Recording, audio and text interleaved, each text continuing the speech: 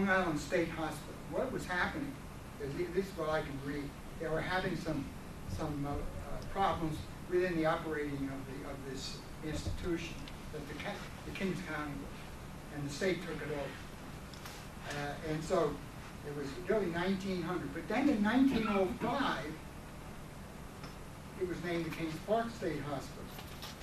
And I think even today you probably run into people who, this is what was a fact, that the community was named after the hospital. No, not a bit. It was many, many years after the name Kings Park was posted on the railroad station that the hospital became the Kings Park State Hospital. And I find that interesting kinds of, in the late 1800s, the hospital fire department was organized. They had some major fires there, some deaths, and they just got to organize their own. And the firehouse was down near the boat basin, and of course early on all their rigs were horse-drawn. I think there's a photo up here someplace. Oh, here, right here. There's a horse-drawn fire apparatus. And the hospital provided an interesting service. They didn't have to legally, but they usually responded to fires up here in the community, which they used to call the village. I've interviewed a number of people, and this goes back really like 20, 25 years now, that their homes actually burnt down, and the hospital fire department was the one that was responding to and by 1915, they started to become motorized. That's the hospital fire department. And years ago, I had an opportunity before it closed to read some of their old annual reports. And interesting letters. When they were getting ready to upgrade their apparatus, they were wondering whether they should remain horse-drawn, and have some of those big steamer pumpers, which could pump a lot of water, or become motorized. And there were two letters I found it interesting. One was the chief fire marshal for New York State, and the other was a chief in New York City, who both kind of suggested to them, well, if you want to take up less space, go to motorized. If you're not worried about space, stay with the horses. And I found that, and this was back in 1913, 14, 15, when they were making those decisions. The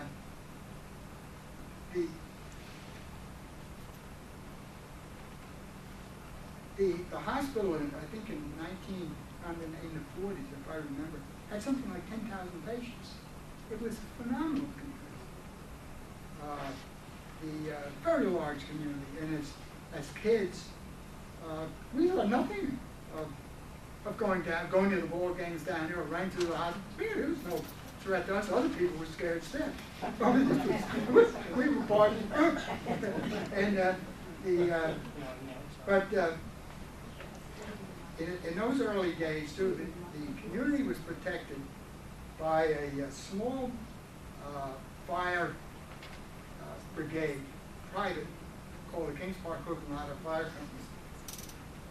In fact, I have here in the book a little sketch of what the original vehicle looked like.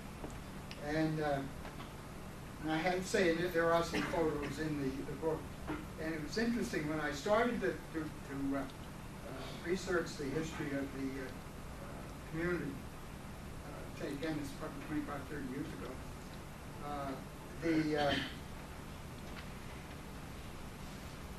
The old timers, and one was my mother, described this little fire at the Flats fire. And so I sketched this drawing, which it wasn't very hard to. Well, lo and behold, a few years later, we uncovered a photo the day after the fire of this little, and again, there's a picture of it in here at the scene. sitting there next to a cistern where it was pumping water, but the place was devastated after the fire. But I think an interesting thing about the early fire department, the hospital fire department, many of those people, they lived in the community, and they were some of the organizers of the early fire department. So we really brought, everybody at that time, a paid professional fire department.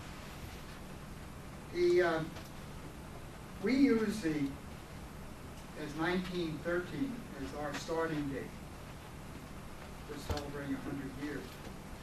But there is some strong evidence that suggests that we had this little fire brigade existed in 1910. And there's other evidence that suggests that it might even be as early as 1908. And but we use the 1913 as the organizational date of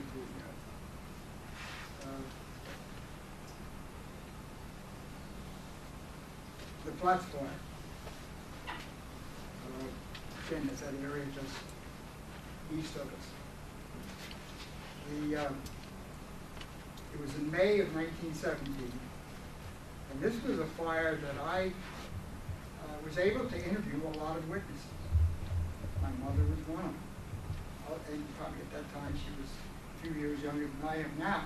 But and other people, the Belfors and Cusick's and so on, who lived in the community. And they went to the old schoolhouse that was located just to the right of where the middle school is now. And they heard the hospital fire horn going off. And I think it was number 73 or something. They meant it was a fire in the village. And I've written about it.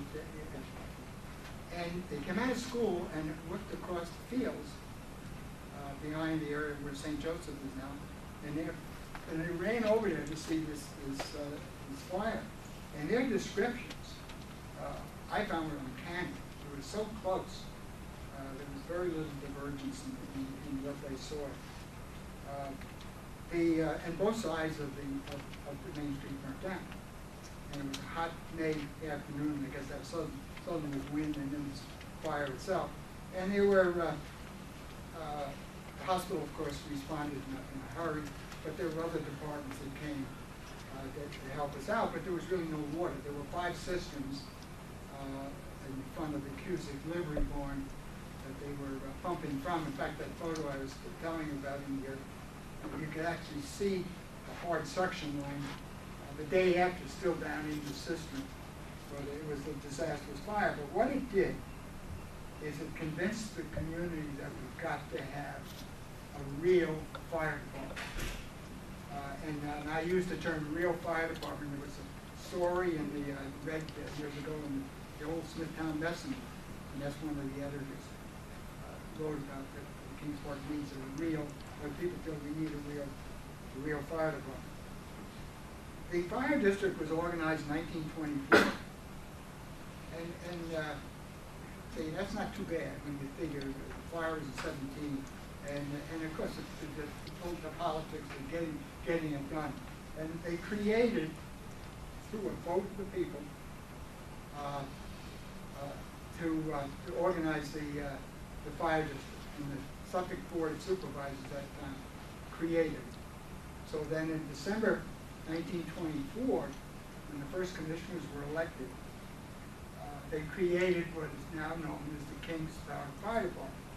So there was a short period of time when you had the old Kings Park hook and ladder company as private, and you had the Kings Park Fire Department. Right by May, the following May of 25, things had been pretty well worked out.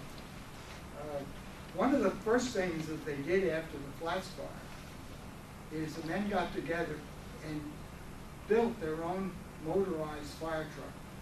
And I have a photo here, and I've written a little bit inside in the book. This is my reproduction. And the story is that Bill Clayton, Clayton Stearman, and again, operated a large livery. They took an old 1910 Mitchell automobile, donated it, and then they converted it, sort of carry a ladder and the hand pump and things like that. But that was the first step towards the motorized.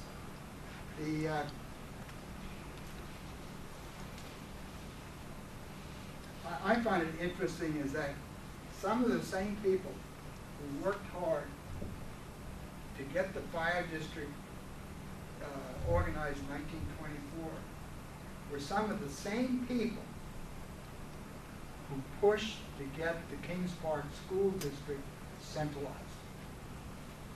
We had two school districts. One was in Portland, I think that was District 4.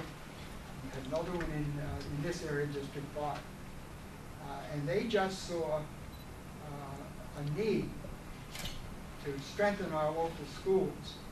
And as I look at those men, and then, because some of us, we have our college degrees, we think we got all the smarts in the world. And here were people that many were lucky if they had finished the 8th grade and had this foresight to push to get the school district centralized. First one on Long Island.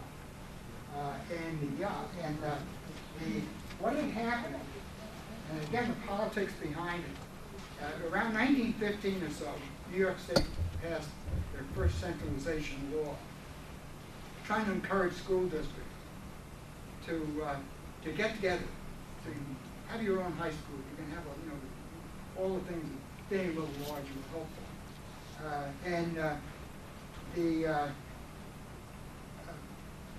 But what was happening is not enough schools were responding, school districts. So what they did is they amended it.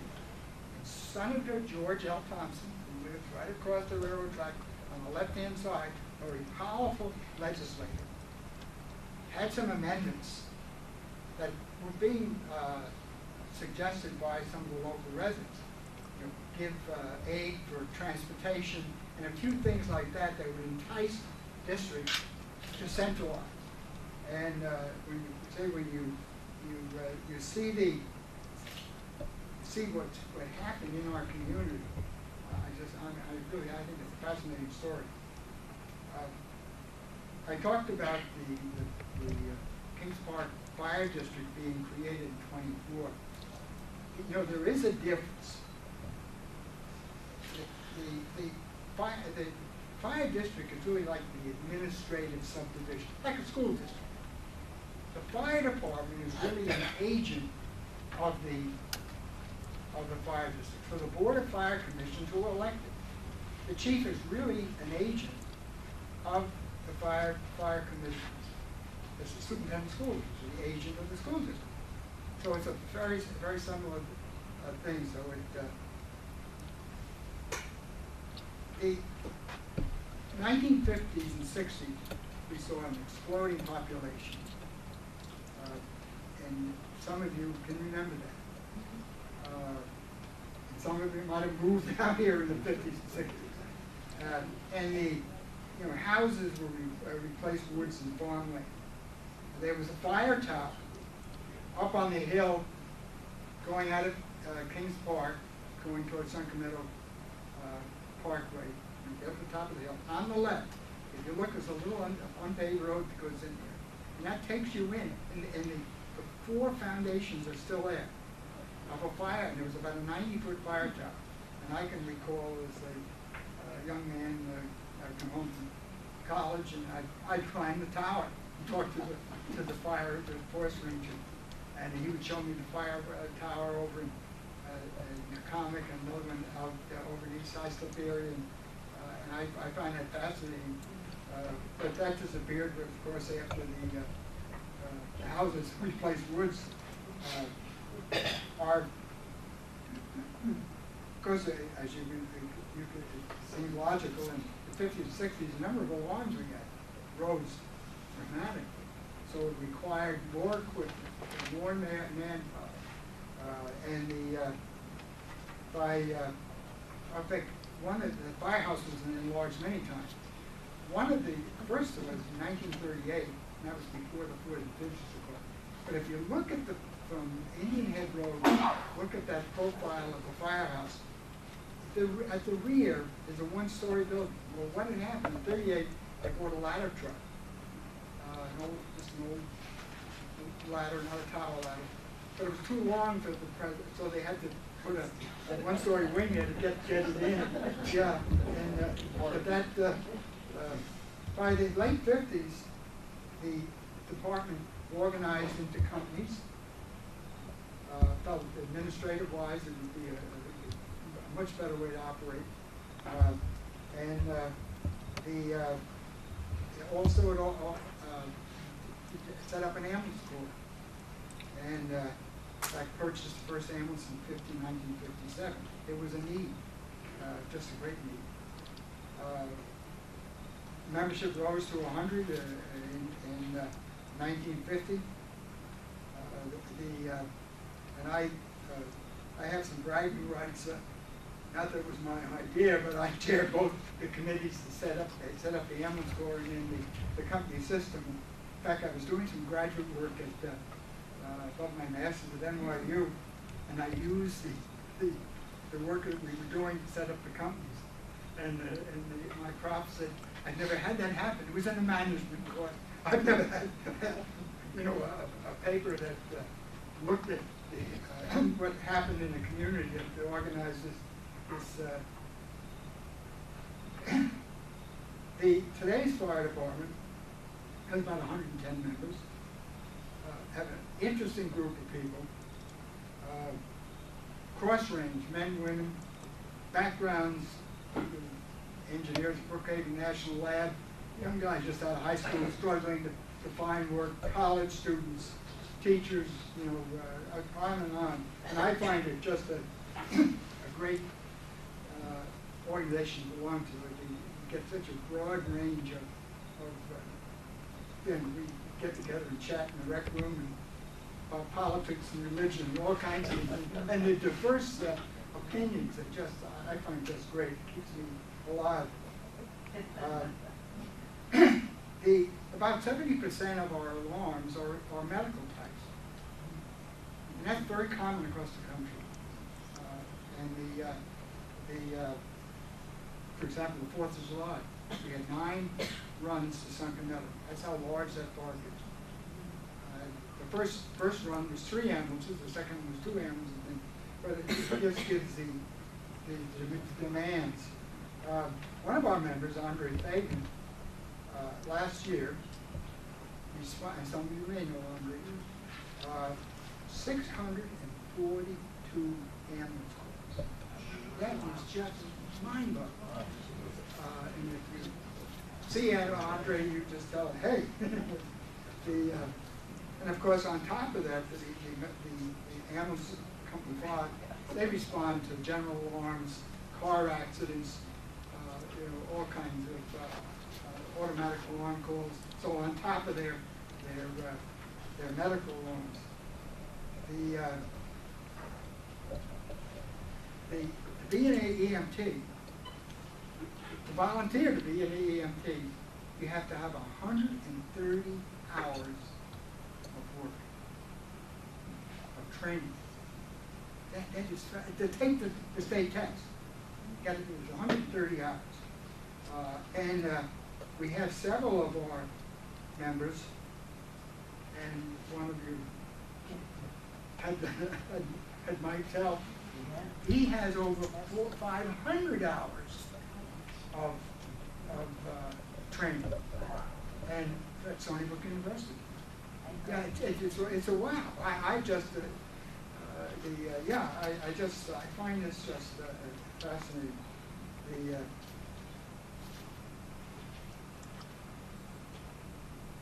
As I mentioned, our members represent a broad range of people, and that's why I feel it just keeps me going.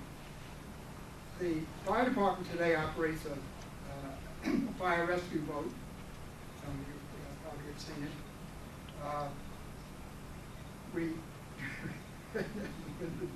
We call some of them. We had a couple in January and February. People out in kayaks. That one fellow almost lost his life, the kayak. And one of our members had to go in the water to get him. He was so gone. We've had runs. I had a run last year over near Bridgeport, Connecticut. Believe it or not, there was a big collier over there. Supplies coal to a power plant there in Bridgeport. Caught on fire, and they called some of the Long Island fire departments they knew that had boats, and we were one Northport and Fort Jeff, and our crew was 3 o'clock in the morning making this run. And one of them, a fellow named Greg Smith, you might know him, he's an electrician, is a good business. Greg got over there and realized, hey, wait a minute, this is beyond us. We get up there with hoses. And so they called New York City, and they sent their brand new fire boat, 343, I think it is, the 100-some foot boat out to extinguish the flames. But that's the first mutual aid call we ever had in another state. So, and again, there's photos that Beckett's in there, and it's in the book. Well, let me just take a few minutes, and I'm going to finish. The one event that sticks with most of us is 9/11. And in the book, I start a chapter, or in a chapter, I said, where were you on that fateful day? I think a lot of us can remember where we were. I happened to be home, working on my computer, editing a document for the fire department. Got a telephone call. And it was the owner's sister from upstate, southern Saratoga County. And when I got on the phone, she said, Miles, are you watching television, or watching CNN? Something in her voice said to me, don't ask why, do it. And as I looked at the television, I saw this plane crash into the tower. And of course, I just quickly, and many of you probably did the same thing, that if you turn, it's a rebroadcast of a plane crashing. She says, oh my God, it's a second plane.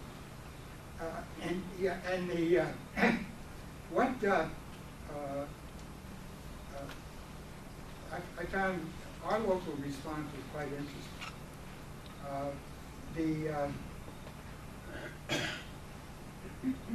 Our chief called what we call a signal 9 at the firehouse. His office happened to be out east, heard about it, and came right back, feeling that we were going to be called. So we went up to the firehouse, and what he did is he actually selected, and he said, I would prefer, if anybody has young children, don't go. And of course, I was too old to and which was all right. He had better skill than I did. And so they waited for a call, and they did. 16 of our members responded, and we sent two rigs in, a tower ladder and a pumper. The staging area on Long Island Expressway is very well organized. We have these pre-plans anyway. And then from there, they were dispatched into another staging area in New York, and then they served covered some companies in Queens. But we had 16 members of our department who responded to the World Trade Center as both police officers and firefighters. In one way, we were very lucky not to lose any of our members, but we had some that, and I find it interesting, these paid firefighters to me ought to be a study on their behaviors. Great. They immediately, when they heard about that, they went to their houses down in New York. They didn't wait to be called. They went. Most of them, when they got down there, their vehicles and their fire officers in their house already had responded to the World Trade Center. So they, by hook or crook, got down there. Someone on buses, someone on good old commandeered ambulances and so, but got down to work.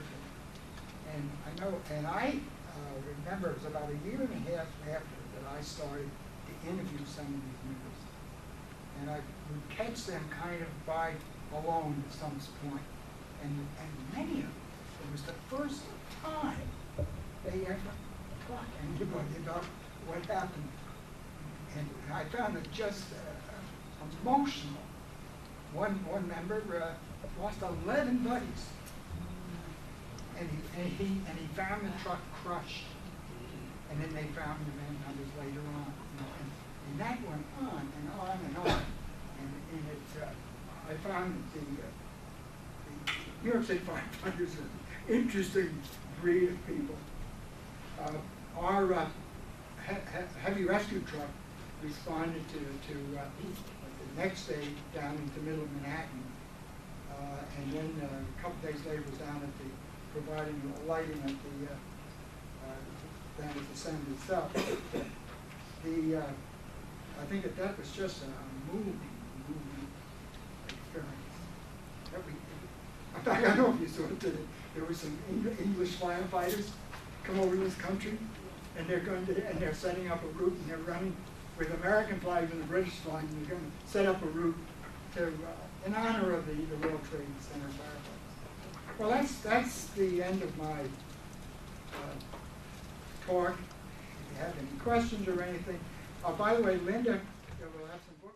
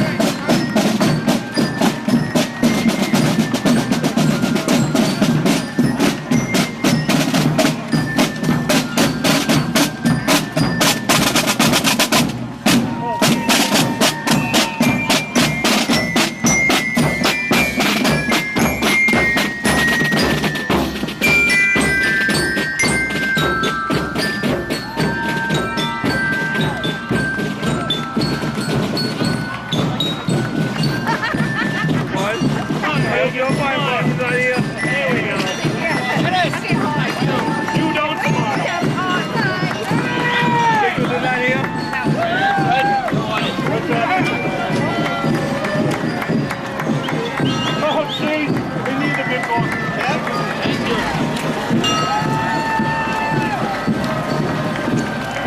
Don't say all of it. What happened to the back here?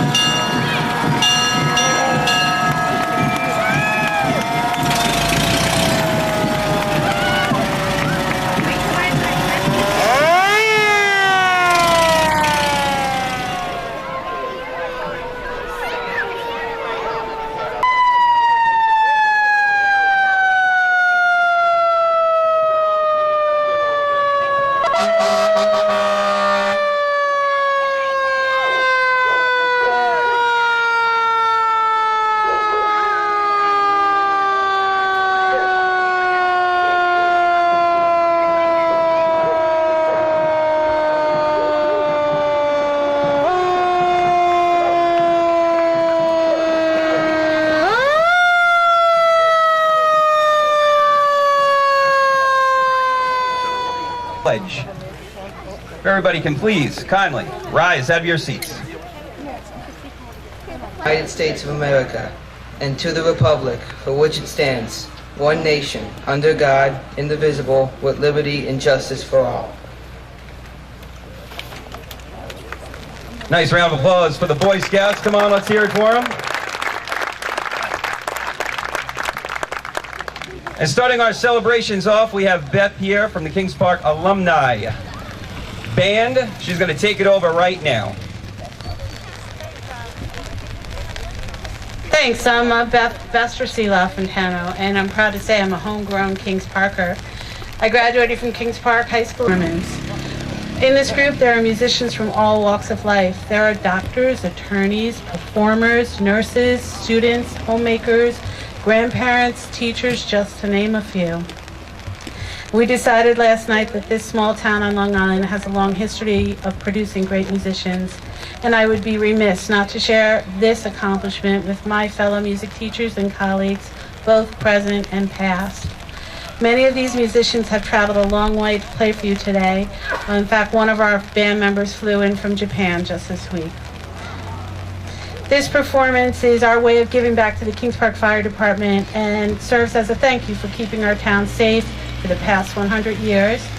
I personally would like to especially thank firefighter Chris Triolo for helping make this dream come a reality, and I could not have done it without him, so I'd like to give him a really warm round of applause.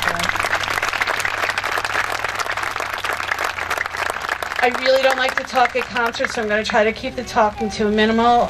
So we're going to start with the first three pieces today. You're going to hear John Philip Sousa the Thunderer, and then we'll do a Disney March Spectacular, and then Victory at Sea, and then I'll fill you in on the next round after that.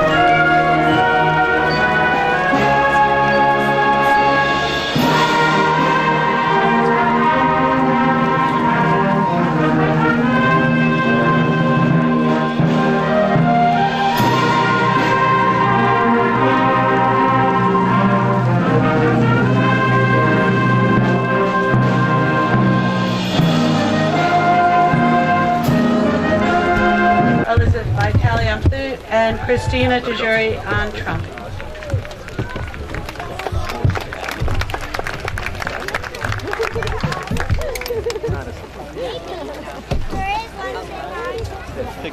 Big thing like that.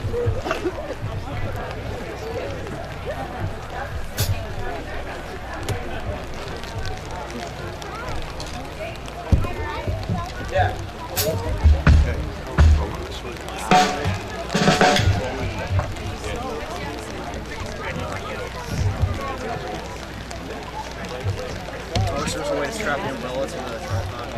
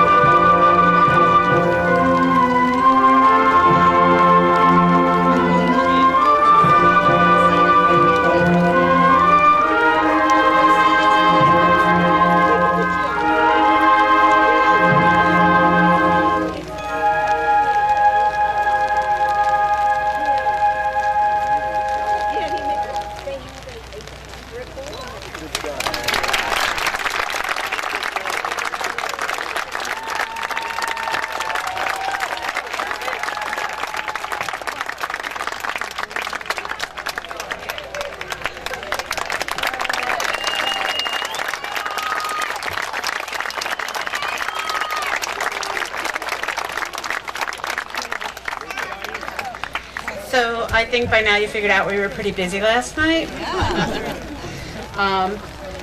We really had a really fun time. It was an amazing experience to be back together with so many people. Our next piece is a trumpet feature. So I'm going to invite my featured trumpet players to come forward, and that is Kings Park High School graduate Max Freeman, Kings Park High School graduate Dan Fisher, Kings Park music teacher and colleague and close dear friend, Mr. Paul Eager, Christina DeJury, Kings Park High School senior, Kings Park High School graduate Kelly Cahill DeJury, and let's top it off with her husband Steve DeJury, who's a Kings Park homegrown also, but he went to St. Anthony's.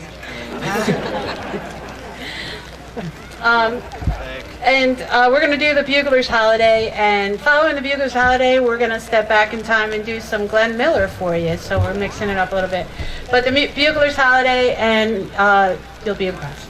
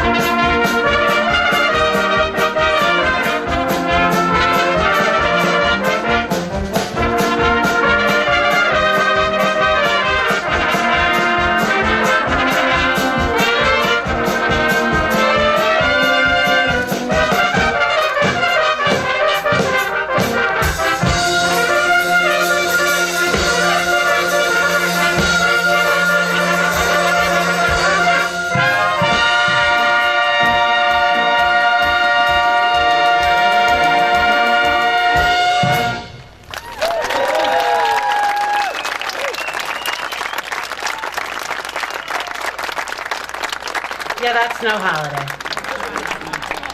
I'm going to let them get back to their seats. We're going to move on. We're going to do some Glenn Miller. And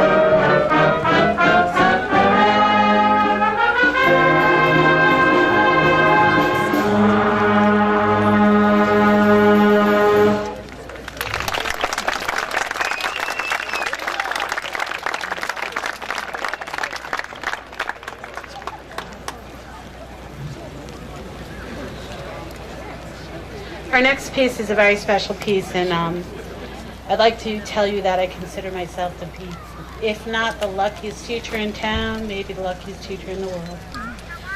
I have had the honor to teach amazing musicians, and my former students are definitely among the best and the brightest all over the country and doing amazing things both in and out of music. However, the next piece is our tribute piece to the Kings Park Fire Department, and it was written specifically for this event today to honor the 100 years of service and commitment to our community from the Kings Park Fire Department. And right now, we'd like to give them all a big round of applause for putting this together.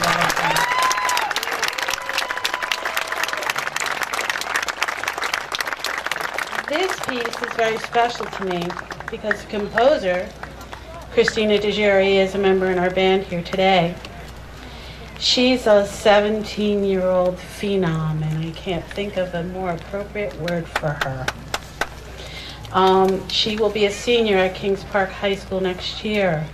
Her compositions, her original compositions, have already been selected from thousands of students nationwide for performance at the Music Educators National Conference. In the true spirit of Kings Park, where I truly believe we're all somehow related, Christina's parents are performing here today in our band, but one of the coolest parts for me is that Christina's grandmother, Rose DeJury, was my first grade teacher at San Remo School many years ago. So the world travels around in a very small circle. So conducting her original work entitled Together We Stand, and written by Christina DeJure. This is in honor of the brave men and women of Kings Park High School, and I present to you now Miss Christina DeJure.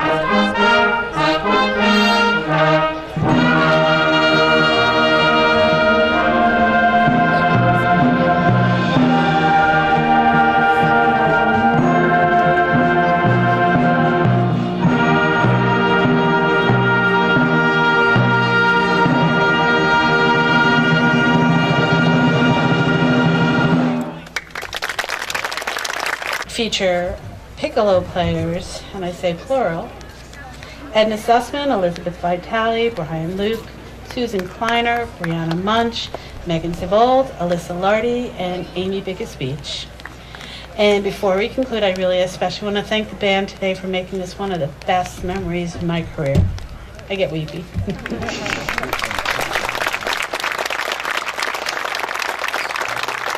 I am extremely proud to be from Kings Park, to live in Kings Park, to raise my family in Kings Park. And I'm especially proud that I could be a part of the fire department celebration. It's been an honor for me to be here, and now we would like to end with our salute to America.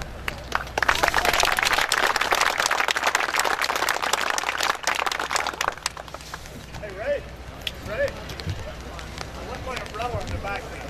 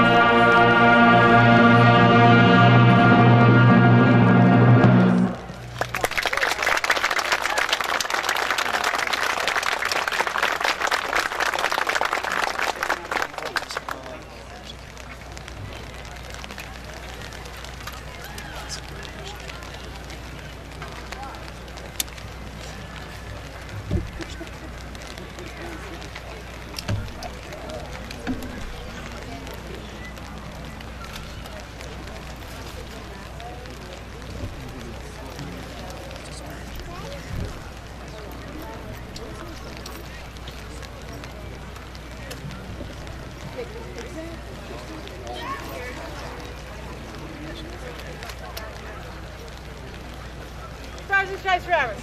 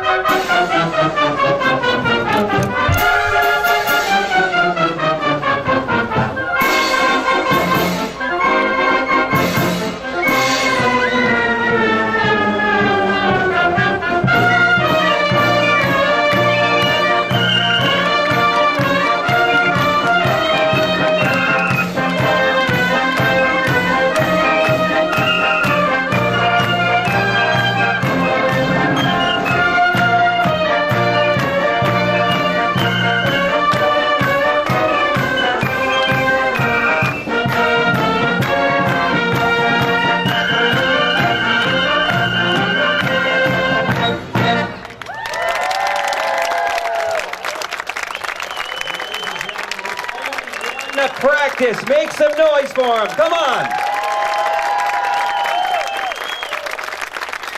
Kicking us off for the concert in the park for the Kings Park Fire Department. Excellent job, guys.